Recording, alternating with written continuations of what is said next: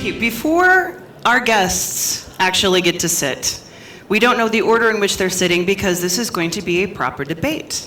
The fun thing about this is we're not going to give them an assigned topic. They have no preset questions because we're going to challenge them whether or not they understand what open banking truly will be. From unbundling to rebundling, they will argue each side and then they'll swap over.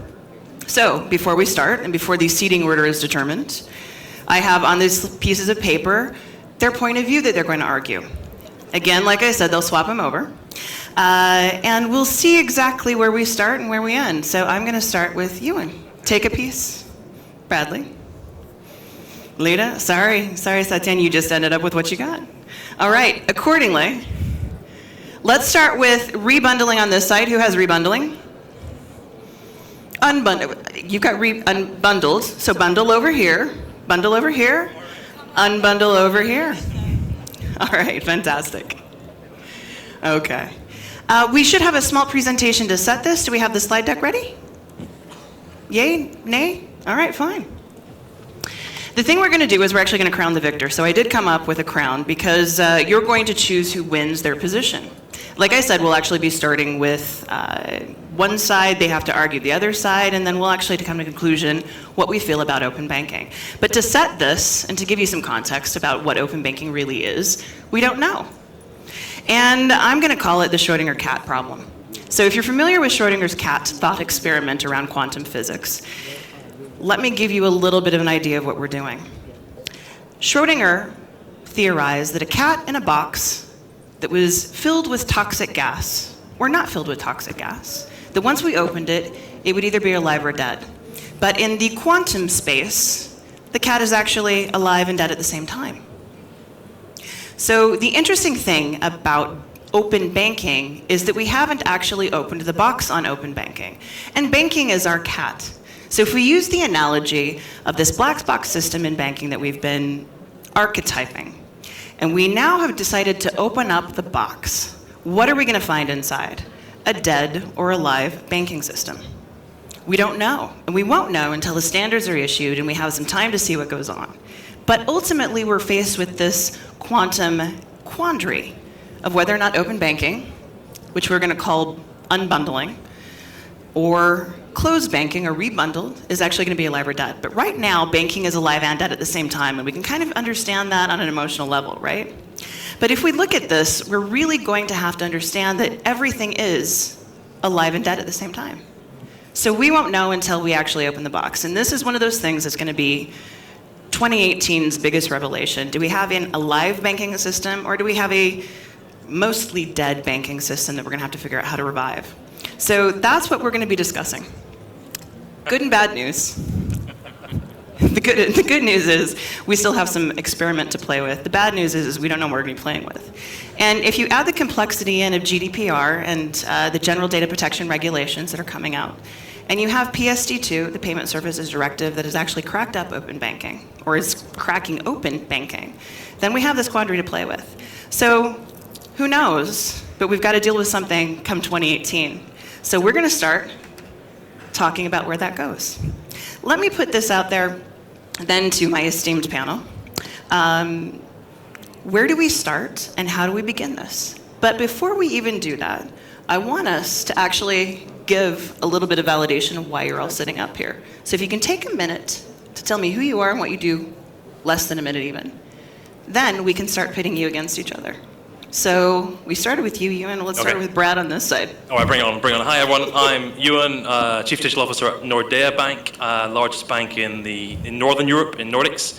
The Nordea position on this one, which chimes the mind, is open, very open, and we have been doing a lot of work in readiness for PSD2 to open up our services, get our APIs ready. We are live with a whole lot of test accounts with lots of customers, so we're running fast with open banking. But today, right now, I think open banking is nonsense. It says it here. So I'm going to try it. Let's see how we go on. One banker says it's nonsense for a moment, personal point of view.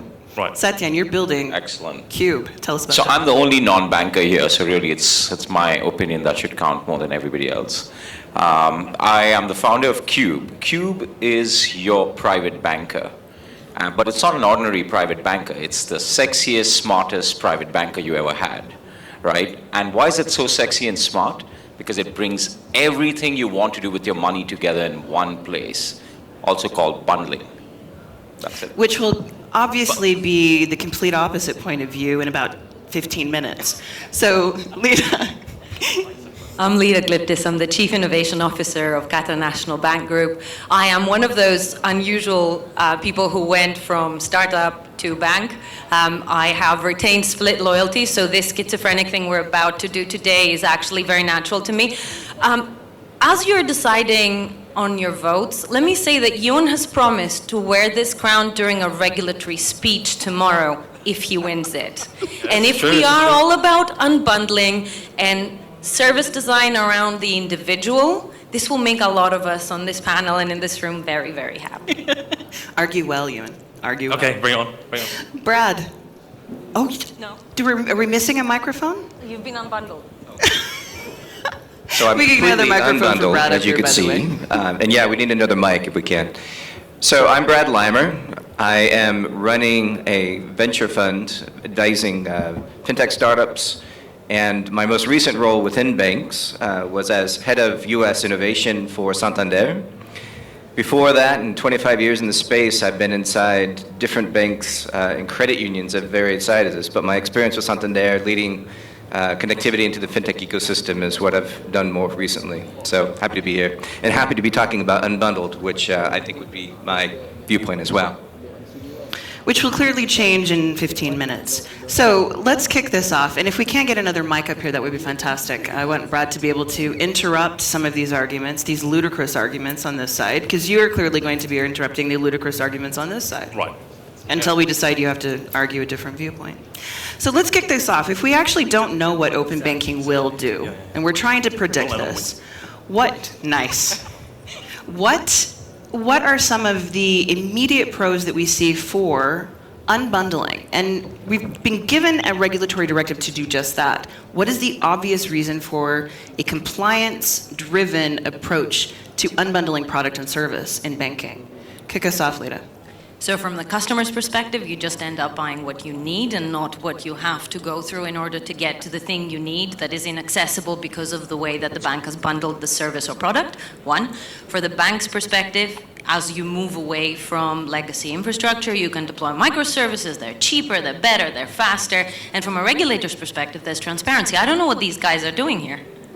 Well, I can interrupt there, or I can finish, come on the end and just say, I feel for the poor customer here because from a banking standpoint, our focus is to ensure that you are always taken care of, that you are absolutely safe, that your money is safe, your assets are safe. And, you know, I think this fintech thing is cool, but let's let those people over there, they can do it. But if when you want consistency and quality and assuredness, you can trust in the banks. Our assets are perfectly safe. They're safe within my app. I mean, what are you talking about? Where are your assets stored? They're with your bank. I just Thank don't you. get the Thank you. overdraft. So are you safe Thank or you. not? I don't get the overdraft anymore just because you make money through it. It's been unbundled. I get what I need and it stays as safe because the Right, but regulator protects with me. the greatest of respect, do you know what you need? Yes. Think about the poor customer. He's suddenly dealing with 50 I am the poor different- customer, Satya. Exactly. 50 different products that are thrown at him. He's like, what do I do with my money? 10% here, 2% here. In the interests of a very narrow lobby, you're messing up with that poor guy's life. You have 3,000 products. You're confusing. You're not giving me value. Yes, but you can always choose the right product. Who's going to help me with that? You? We will help Your you. API? Nothing. No, you need an API, man. You don't need an API. There's nothing's wrong here. Ignore this Your nonsense. artificial intelligence. Yeah, no, we can help. We've got AI. Artificial. No, but actually, let's get to We've got a AI. point. Let's get to a point that Ewan raises. It actually comes down to liability. If I'm cracking things open and I've got choice, and there's so many third-party providers, who's ultimately liable for making me, as the end customer, whole if something goes disastrously wrong? How do we reconcile that with unbundling? Eat that. You're on. You can unbundle the way you make money and the way you explain the service to me, the way you deploy that service that will be cheaper both for me as a customer and for you as a banker without actually compromising on your duties as a custodian one iota. It doesn't change what you owe me, it doesn't change what you do for me, it just changes how you do it for me and how you expect me to buy it. So the liability stays in that place because it is the right place. You're right, we trust you with our money. But we trust you to do the right thing now that the technology permits it. Over to you, McLeod. But, okay, let's put this in layman terms, right? Imagine Good you man. go to a Lego store, Right. and they say you can buy one piece at a time, right? And you figure out what you want to do with all the individual pieces you Full buy. choice. Full choice. Yeah, full choice. Buy whatever you want. Imagine how you're making that little helicopter on your own. That's unbundling. Right. And imagine what a nightmare that would be. I want a box where all the pieces might be there, but I know Lego stands behind it to know after I finish my work, it's going to be one assembled piece. You That's do bundling. understand that unbundling still entails you as a bank backing the Lego pieces, right? Right, now, okay, let's not get to some serious excitement now, ladies and gentlemen, okay? So we have the unbundling over here. And you have taken your data, which you are most welcome to. It's your data. You've taken it and you've given it to the unbundled startup. And just how much money is that startup spending on security? No. Volume of spend is not necessarily indicative of quality, but it's one quick view. Can that startup protect your data? And this is a key concern for me, actually. I am a big fan of open, but I do have a concern about making sure that my data that I have sent out now through PSD2, for example, I've said, yes, give it to the startups over here. Give it to them. What happens when you get hacked? What happens when you get hacked? We don't. Really? Because I seem to remember a whole host of stories in the past few weeks. Representing banks. None okay? of them including a data breach, including a startup. Well, you can trust us to be responsible should that ever happen. You can trust us to be responsible. And also do I can trust you to apologize I when it just- happens, which is no good to me. I tell you what, I need to be really, I just hope no one is actually filming this and then editing it together for my CEO, right? This does not look good. Right. Guys, cameras up now. But there is a point here, right? A security issue, right? In that we banks are being targeted day in, day out, day in by hackers all over the place. And we have to spend money, and we spend a huge amount of resource. We employ some of the best on the planet to help us with this. 75% of your money is spent to keep the lights on. Is that Right, but we just also about spend- security? What Well, about hold on things a that minute, actually quiet. people want? Well, hold on, we do spend a lot of money compared to startup, but let's talk about quality, right? How Do many you banks? really want to take us on quality? Yeah. How often do you update your Quality app? of security. Is it once a year or is it once every 2 years? What was that? The first bit. The app How refresh. often do you update your apps? How often do your apps go down? Hold on a minute. You can't put a price on quality, and we have to ensure that Quality we are is job delivering one. the level best to you, the consumer. Okay, well, this actually maps back to the liability question, right? Right.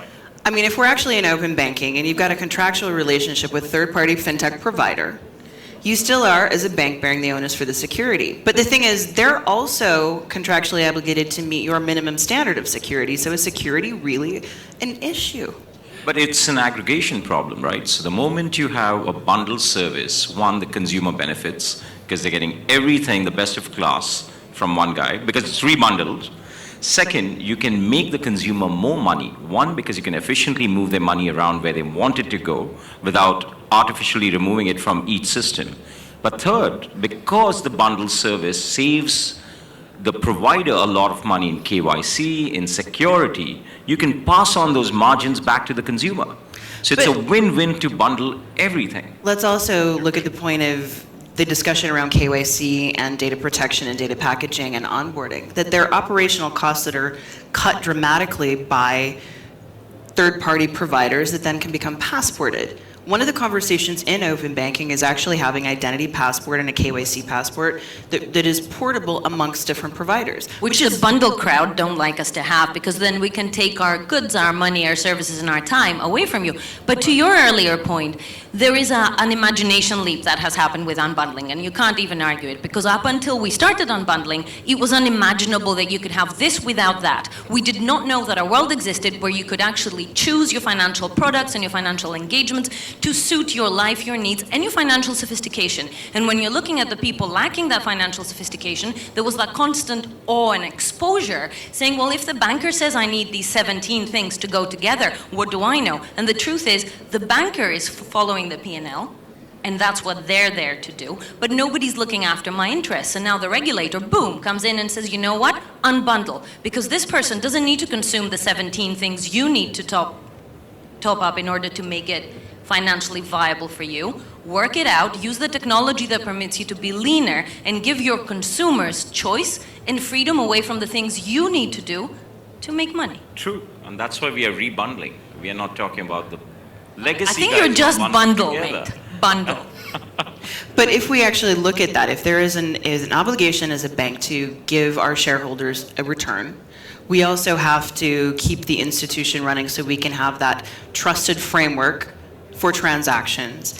And yet we have technology that can enable us to reduce a massive amount of operational cost, but also allows us to change the traditional business model. And I think the argument around the evolution of the business model is the one that is A, most profound, B, most interesting, and C, actually forces new efficiencies that the industry hasn't yet considered. Can rebundling give us a new, or a bundled package still give us a new business model, which is exactly what the industry needs in order to survive? Because otherwise, we simply become dumb pipe utilities on transactional data, and we are cut out of the value-added loop. And my hands will continue to tell you Keep how going, keep many going. times this is actually the precipice on which we're going to fall over. Can a bundled approach give us a new business model to make the industry thrive again? So think about the current banking system as the status quo, right? Wave 1. Unbundling is wave 2. But the real magic happens in wave 3, which is rebundle. And I understand you all are in wave 2, but I think we have... You are the future. We've already You gone are. to 3, Right, You guys so are a little bit behind. That's when the magic will come together. You're 100 years old. Of saying What are you you can talking imagine things that your money does that you Come on, you don't let's even talk expect. about the real thing here, right? Bundling is all about protecting those margins. Unbundling is all about delivering similar services in a way that is cheaper for everyone, partly because the startups accept a fraction of the margin. The business model conversation is, are you willing and able to transition to a business model that allows you to do what you do faster and cheaper? Only because you accept those lower margins as well as the slicker technology. That's the question for you lot. Well, yeah, we would like to have lower cost. And well, margin, we- margin. Margin, yeah. Well, the banks are looking at that as a possibility. So you're willing to give up a little bit of profit to give back some customer value. Well, hold on a minute. What's the fintech doing? How many fintechs Giving are away a making lot a lot of of money? Fintech is, we presume, us banks, we presume the fintech would like to make some money as well. No, they give cashbacks from venture capital money. Oh, that's a good point. Good point. That's the right. focus. Yeah. Okay, excluding VC money, excluding the All right, all right. injection, we need to do this. Let's get real. But think about the types of things that we're talking here about, sort of creating value out of what has already been there or extending that into new business models. In the States, we have things like Credit Karma, taking a number around your credit score, which is something that banks have had access to for decades. And then you come in and you see just a little bit of snippet where credit card companies start to show you this number, but they don't tell you anything about it. So Credit Karma comes along, and with 25 million customers, what they're enabling people to do is understand what that number means and unpack it. Unpack how they can improve it and actually add value and transparency to the credit side of the balance sheet. Now, why haven't banks done things like this in the past? What are you going to rebundle with something like a credit score? Jeez, quick, you say something. Okay, all right. This is. But actually, how are you going to manage? manufacture that credit score that's relevant to the market service? Yeah. Because that's not your core business as a bank. But he has all the data to figure out that credit score as You've opposed had to a that third data party for that can buy decades. it. What are Okay, you right. doing with the data? You So, well, do you know what? Let's representing the banks here, let's take a step back, ladies and gentlemen, because it gives me more time to think, right? Let's take a step back, and then you can never go wrong if you start focusing on the customer, right? And really, our focus is to make sure that the customer experience is always good. Now, we recognize that unbundling, there can be some benefits, and by all means, some customers may want to choose that. However, banking and finance is inherently a complicated issue. And if you're happy, that's fine, you can take care of it So yourself. even I'm confused about the complexity There you of go. moving There you money. go. No. Right, so I just mean, keep it with your us. statement confuses me. Complexity Keep it is with us. where It's all banks make fine. money. You can That's- It's trust the the bank. friction in between is where you make money. Now, we banks have work to do to ensure that our services are up to date, relevant, fast, and in many cases connect into other So services. manufacturing complexity in order to keep your customers like rabbits in headlights to consume bundles of services they don't need just because it's way too complicated to figure out what is what? Is that what I just heard? No. Basically, what I'm saying is we're focusing on the customer and making sure that the customer service and the customer experience is actually positive. Because the poor customer can't understand the complexity. Let's take it away from theory to what really has happened, right? In the last 4 years, I come from a small country called India, 1.3 billion odd. You're And- 5 million in Denmark. We'll crush you. So the last 4 years have seen the fintech boom where billions of dollars have been poured into these unbundled services like wallets, digital lending, etc. And guess what all those companies are doing now? Applying for a complete banking license. Because they realize those are not sustainable business models by themselves. When you factor in the cost of consumer acquisition, KYC, servicing, if you sell a singular product, you can't expect to make money. When you sell the entire portfolio, that's when you can cross-subsidize, cross-sell. Incorrect assumption that if you get a complete license, you have to bundle your services in order to make ends meet. You give the option to the customer to combine services, but there is no a priori notion that the minute you have a full banking license, you'll start layering things. But That's if you a want to make projection, money, you dear might banker. want to. Not I mean, I'm necessarily. old-fashioned. I like to make money, so...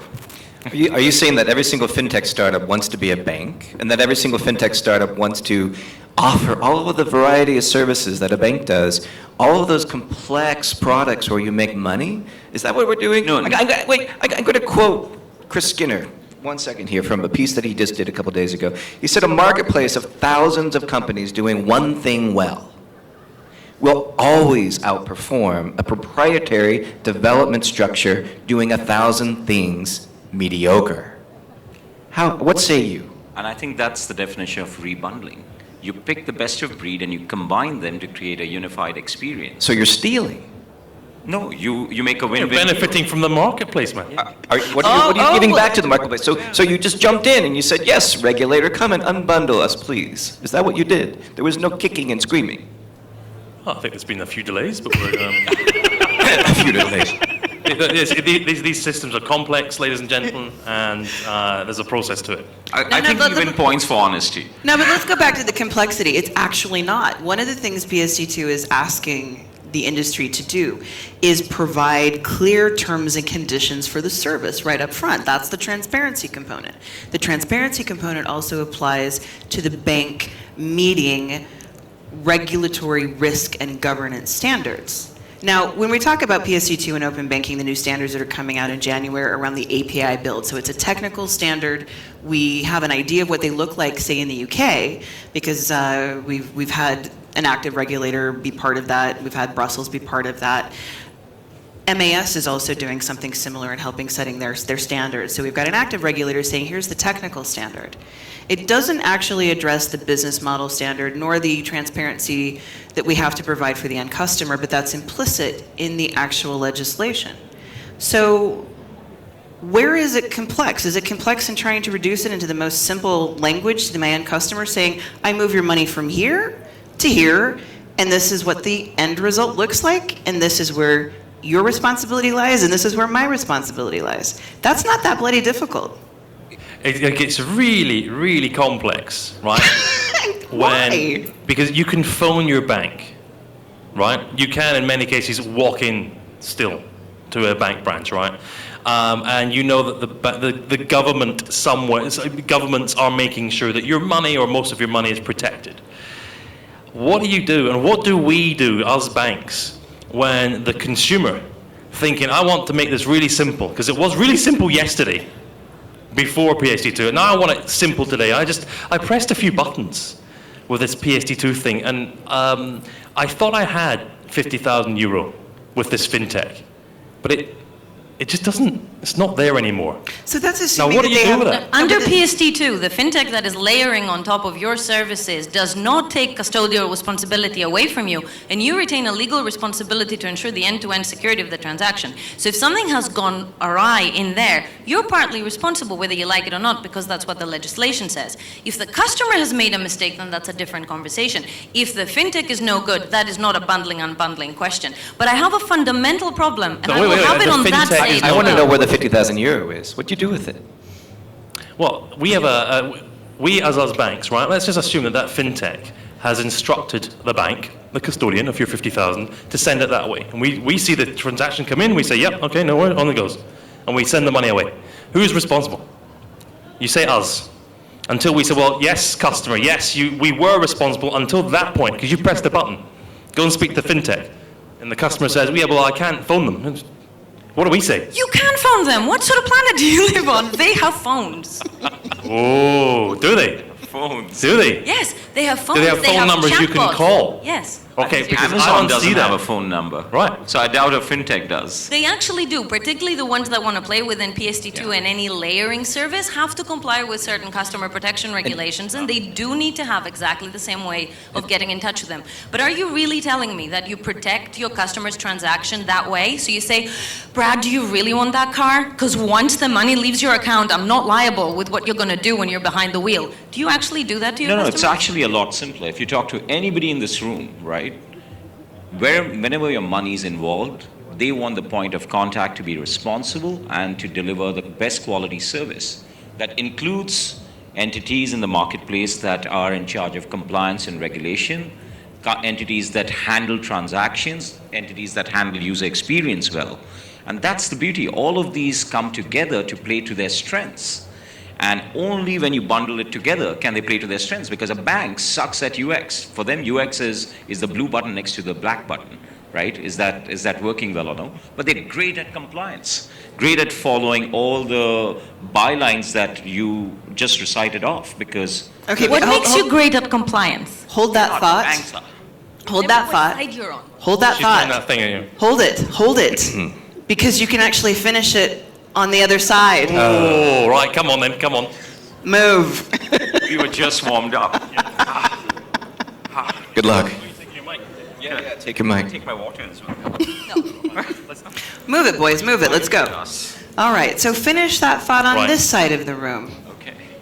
Liability. Liability. So I will finish the thought by saying, hi guys. It is such a fundamental fallacy to consider bundling and rebundling like some sort of face-off between banks and fintechs. There are quite a lot of fintechs out there that try to bundle. There are quite a lot of banks on this side that try to unbundle. So I think the conversation should not be about big guy versus small guy. It should be about how you layer services to provide value and make money. And the banks on this side that don't see this as some sort of confrontation between the giants and the little guys can actually look at what they bring to the table, what the challenge with unbundling, retain the trusted custodian role and the fact that we do compliance and KYC and look after your grandmother's pension so well, and only layer things on top of each other on the basis of what we now know you need. You're in the way now. So we are talking about unbundling, right? Right. Yeah. So I come from a small country called India. There's 5 million people. Sorry. Yes, 1.35 billion since we're on the same team now. We have a god, a Hindu god named Shiva, who's the god of destruction and procreation. And that's a lesson, right? Until you destroy, you can't start again. And this is the point of unbundling, until you destroy the legacy institutions. Have you How told do a you come back to regulator it, about for your example? plans to destroy the entire financial system? Can I bring this back to, if you want to talk spirituality, let's actually talk about quantum mechanics overlaying this, because we don't know if it's alive or dead. How do we know to Yes. destroy or create? Yeah, quantum language is also an important component of that. Don't right? even throw it in there.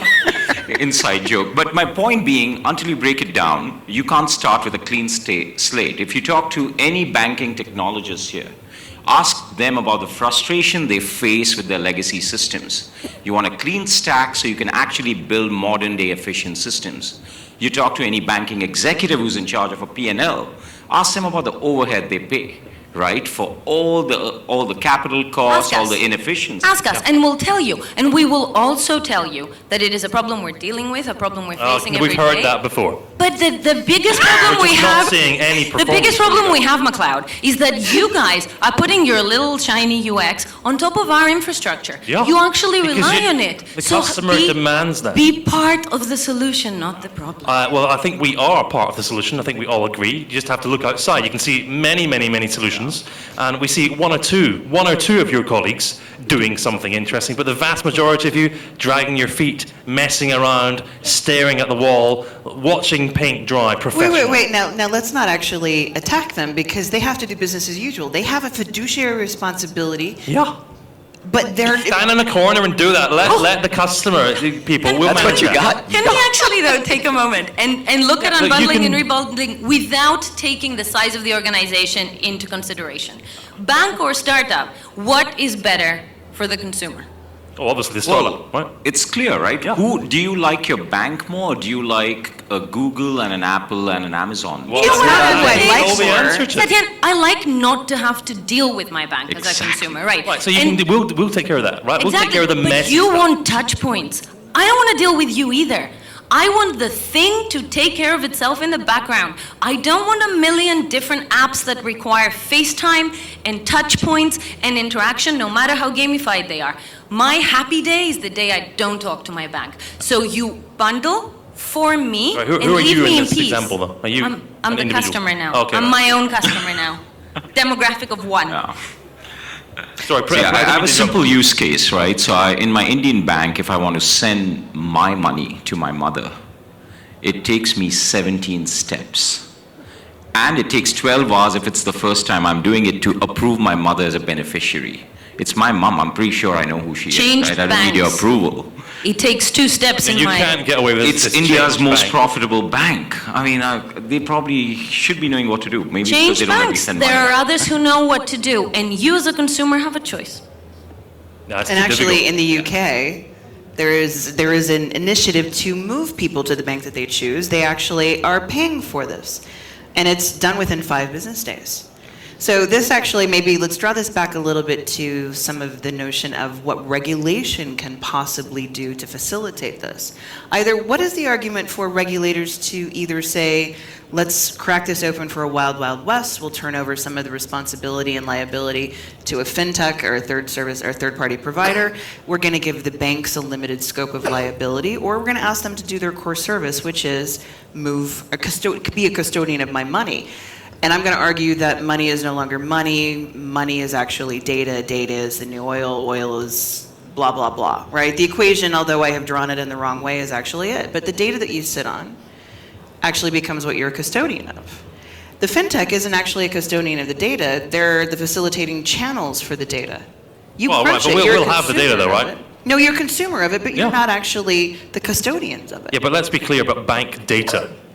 This very valuable bank data. Have we got into that, right? It's just a list of transactions, fundamentally, right? So you can give us that, but actually that's mildly useful to us, the transaction data. What we really need is a whole lot of more data, and we need to take all of your data from other sources and external sources, put it together, and do the thinking that these banks should have been doing for you many, many, many years ago.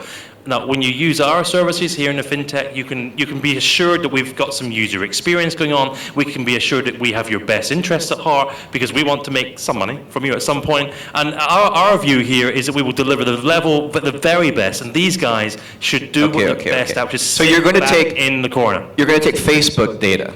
You're going to take Yeah, outside data Facebook to make data, decisions about my credit. Weather data. It is true. Weather data. That's an Exactly. excellent idea. Right, there you if go. it's rainy, we're not going to give anything out. Here's no the- soup for you. Here's the analogy, right? When you go to meet your bank manager for a loan, it's like going on a first date.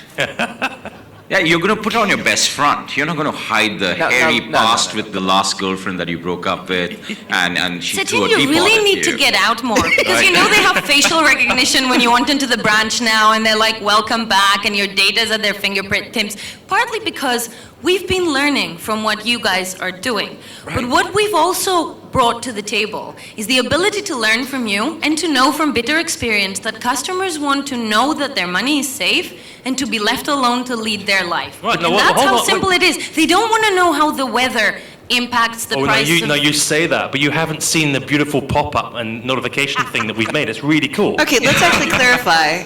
Yeah. The thing that we talk about in terms of the fintech has really been focused on user experience, and that's the very end thing. We're talking about a very small retail segment. When we talk about the fundamentals of fintech, that's the rails on which this entire money movement system is built. Can we talk about how actually B2B, or fintech for the banks, might facilitate the unbundling of actual services so I can pick and choose exactly what is bespoke to me and suits my needs without having 17 ancillary services that do nothing but actually improve your margins and meet your minimum requirement for your P&L so that, you know, your boss, the head of the line of business, doesn't get recycled over into something unfortunate like, I don't know, I'm going to pick on compliance and risk for a minute because apparently no one likes working in compliance and risk because it's a hindrance, even though I think they're the coolest people because they actually prompt you to be innovative around the rules that they put. I think they're the ones that actually make you creative, so props to the What props you're to talking about here is compliance. stuff for these banks. No, but I'm without- saying, but here's what's the interesting thing is, fintech is actually what makes you, fintech is actually business-to-business services. Right. So It why can be. why It can is be there not a everything. combination of collaboration in this marketplace sort of white labeling services? Well, we tried. We spoke to the banks, and they're still speaking to us. They're thinking carefully about it, and you know they're getting back to us, and we're reviewing their 180 We're doing it very page quickly, aren't we? contracts. And you get a We're meeting every interviewing 3 weeks. 12,000 of you. Stuff is moving. We're getting somewhere. But Yeah. meanwhile, So here, let me the cut you rest a of the deal market here needs and to there. move. We'll shake hands right here. You can piggyback on the infrastructure if you pay your way, and you Don't can need, bundle don't away. need your broken infrastructure, your legacy. And if you're regulated in the You same go way, clear and settle on your own, We'll sweetheart. happily take your regulation. You can have that horror. We don't want that. But actually, a lot of the fintechs are going through sandboxes, and sandboxes lead Right. to certain aspects of licensing. Mm-hmm. They're approved.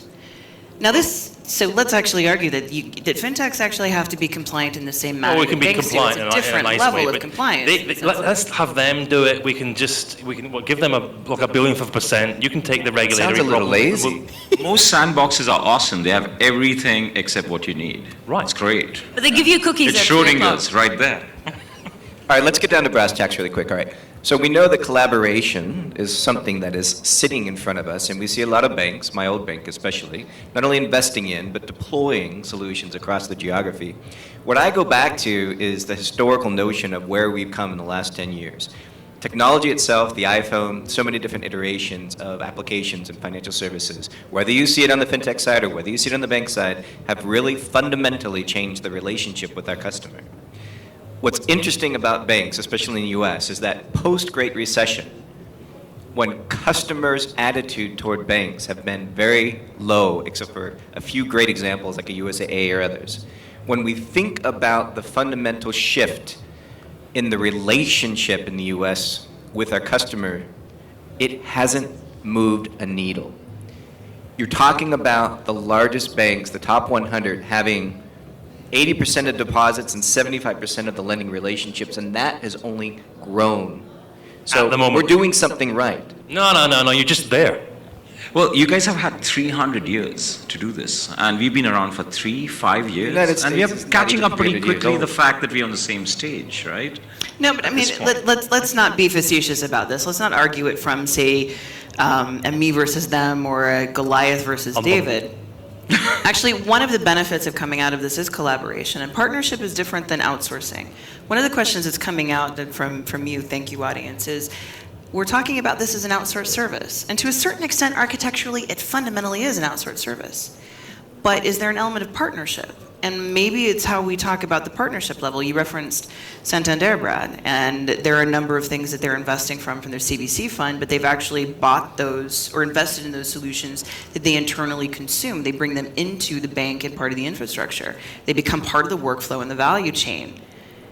but yet you're still allowing those fintechs to make profit because this is the only reason people are in business is to make profit. But a partnership versus a outsourcing versus a collaboration sort of thing actually may facilitate an unbundled feel for the end customer, but packaged in a bundled source from a single institution. You're absolutely I don't right. think the structure of the relationship is where it's at. I think it's what you raised earlier. It's the business model validation. And jokes apart, we have taken the roles of big guy versus little guy, and it's fun.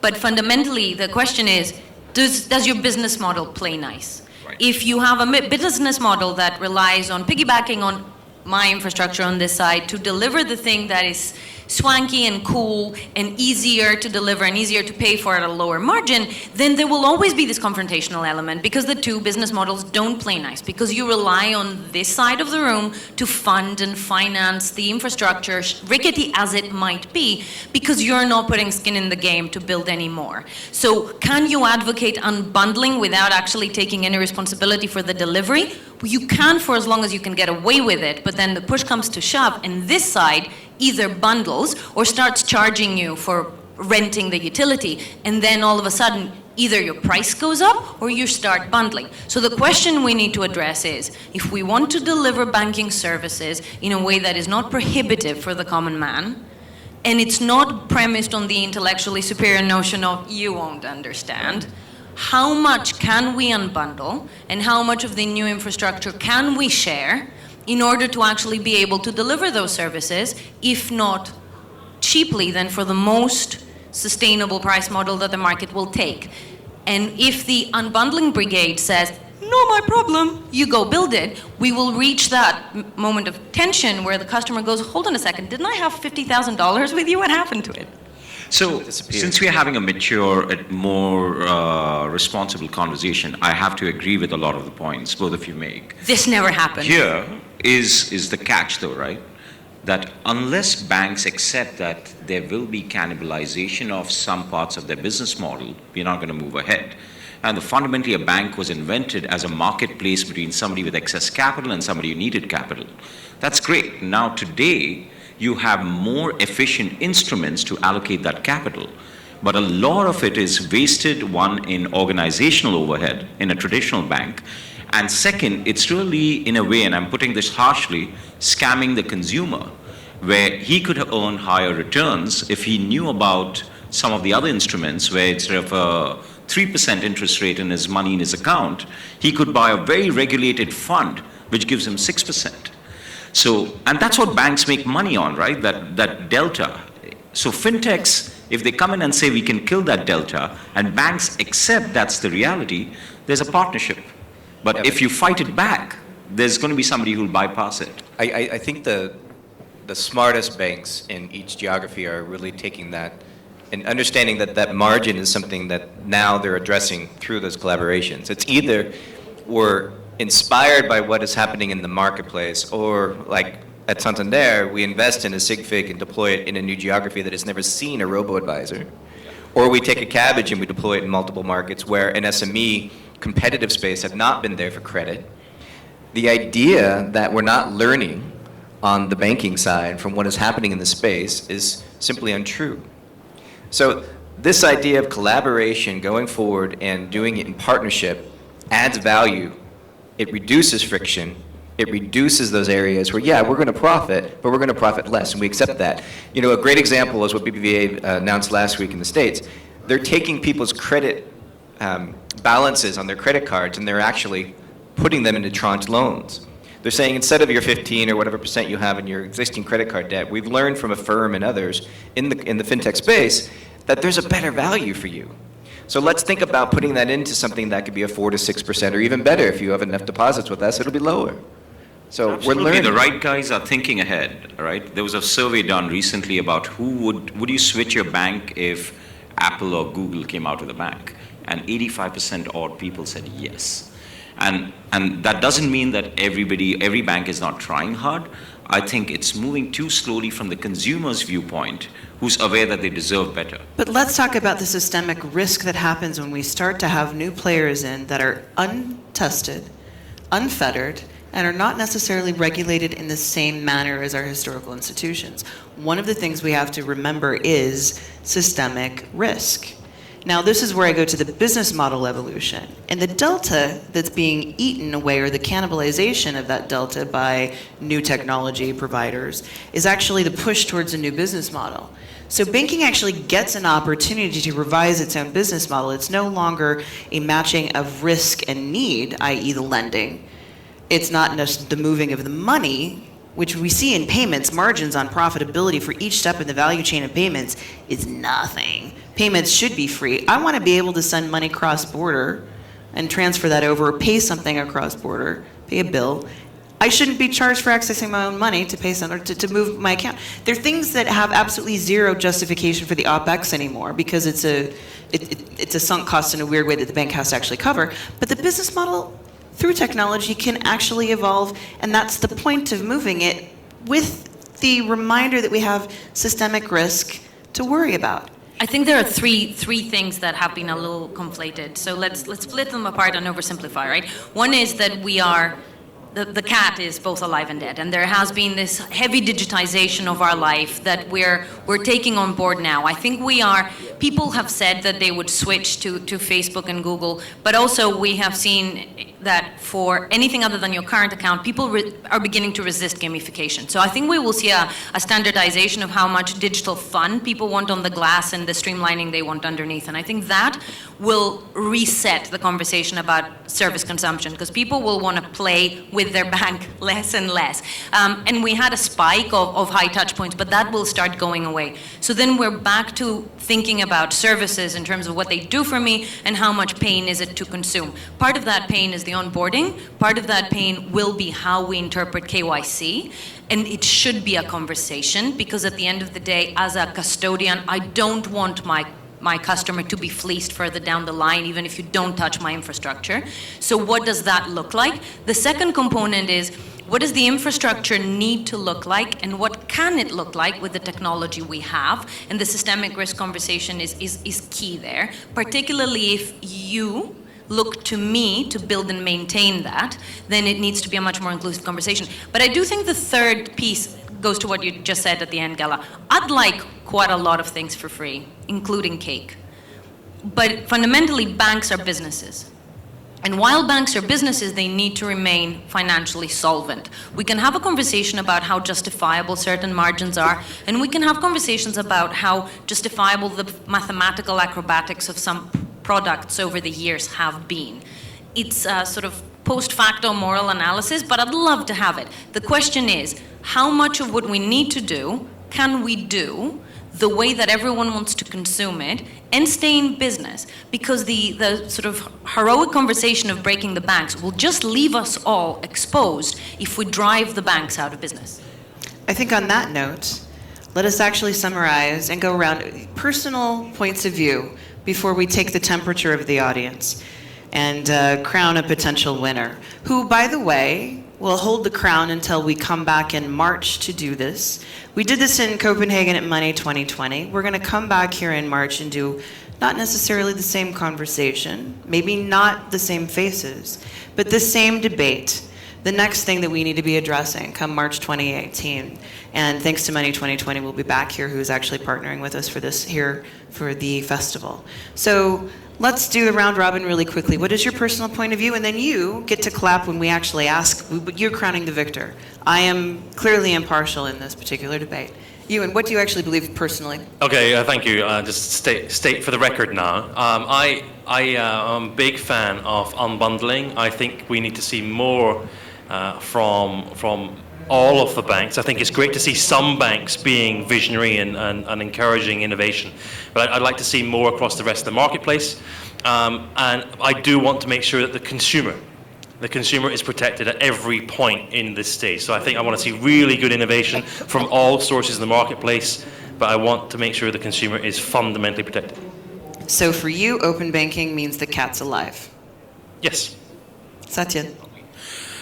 I work really hard for my money, like all of you, I'm sure, right? So I want my money to do things for me on its own. I don't want to go on the weekend and handle my money and think about statements and investments. who's going to do this for me, right? It's not going to be the status quo. It needs to be a new breed of players who say, how can I bring the best solution possible at each individual product level? But then that's not enough, because now I have to deal with amazing products, but 20 of them. So I really want somebody who brings it all together on top as a second layer and says, we've got your back. Your job is to work 9 to 5, weekends, whatever time you want. Your free time should be around your family, your friends, your loved ones. Money should become like an operating system. So, Like iOS, it disappears. so we're talking about a white-labeled marketplace service handled by a single institution. A single institution that creates the operating system. On top, the user can load apps which do what Okay. they want.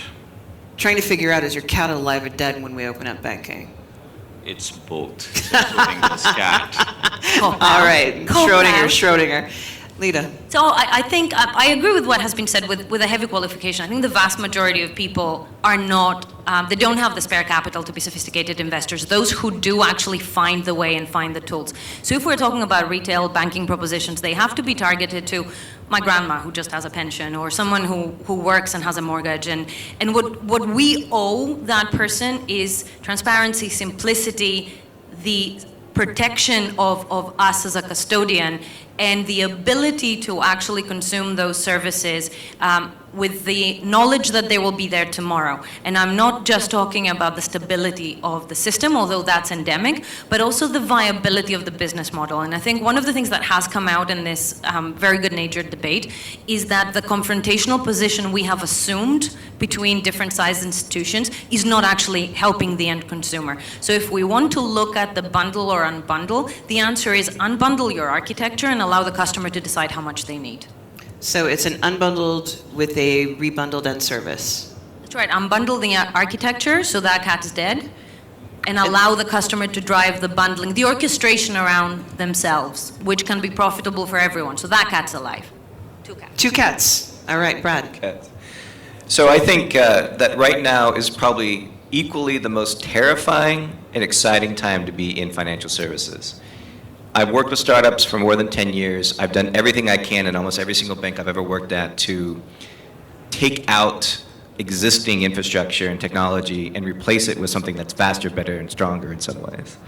The things that are happening now are going to end up being a collaborative space going forward. I don't necessarily think that non-bank platforms are going to arise across Europe and Asia and the US to take over what banks fundamentally do. But what I do think is that through partnership, we're going to make the offerings for consumer more valuable. And across the spectrum, we are going to improve banking as we know it. So when I listen to founders talk about what they're doing in this space, I'm doing everything I can to help them succeed. And I think that the smartest banks, again, are the ones that are helping them succeed as well. So it's a cat with a buddy partnership. It is a It's a cat with a smiling friend. cat. All right, thank you all. So we're going to do this vastly informal poll, and it's going to be about the volume of your claps. How did Brad argue for himself?